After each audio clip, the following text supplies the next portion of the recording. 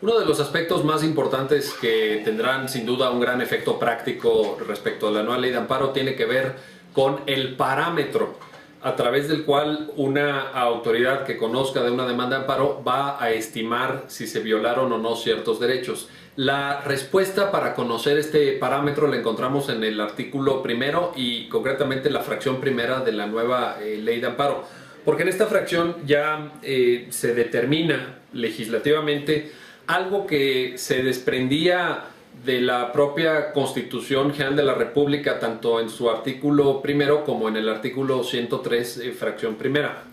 Me refiero al hecho de que en México tenemos protegidos o tenemos reconocidos, mejor dicho, tanto los derechos que están en la propia Constitución como aquellos que están en los tratados internacionales. De tal suerte que en la fracción primera del artículo primero de la nueva ley de amparo se dice que el amparo tiene por objeto resolver toda controversia que se suscite por normas generales, actos u omisiones de autoridad que violen los derechos humanos reconocidos y las garantías otorgadas para su protección por la Constitución Política de los Estados Unidos Mexicanos, así como por los tratados internacionales de los que México sea parte. Esto del parámetro es muy relevante porque me da la impresión, ojalá esté yo equivocado, de que los abogados mexicanos utilizan poco los tratados internacionales en su litigio de amparo,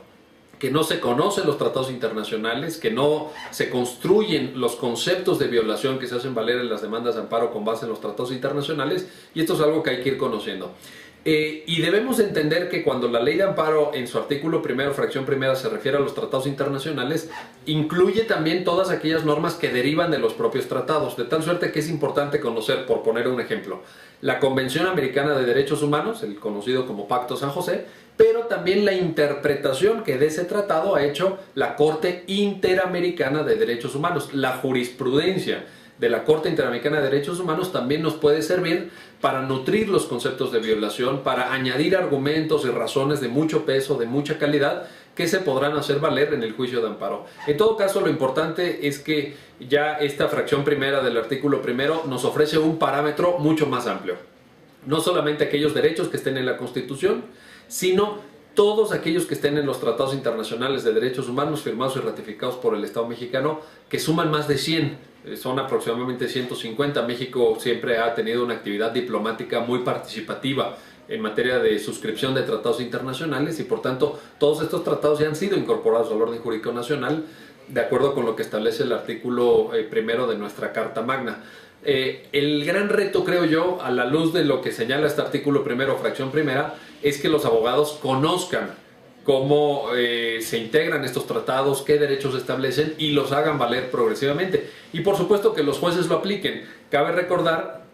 por un lado, que existe aquel principio clásico que proviene del derecho romano, de acuerdo con el cual, o que se enuncia de la siguiente manera: iura novit curia. El juez conoce el derecho, todo el derecho. Eso incluye a los tratados internacionales y el juez tiene que resolver también tomando en cuenta ese parámetro, por un lado. Y por otro lado, cabe también señalar que la Corte Interamericana, en varios casos, en varias sentencias dictadas en contra del Estado mexicano, ha establecido que todos los jueces, y eso incluye a los jueces federales de amparo,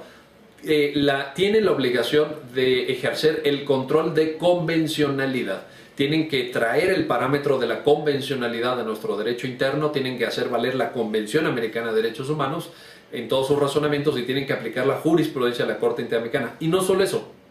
dice también la jurisprudencia interamericana que lo tienen que hacer de oficio, aunque las partes no lo hagan valer. Así que, como pueden ustedes ver, estamos ante un nuevo reto para la cultura jurídica mexicana, estamos ante un nuevo paradigma y estamos ante, desde el punto de vista técnico, esto es lo importante, estamos ante un parámetro ampliado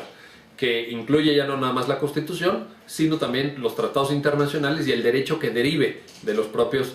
tratados internacionales.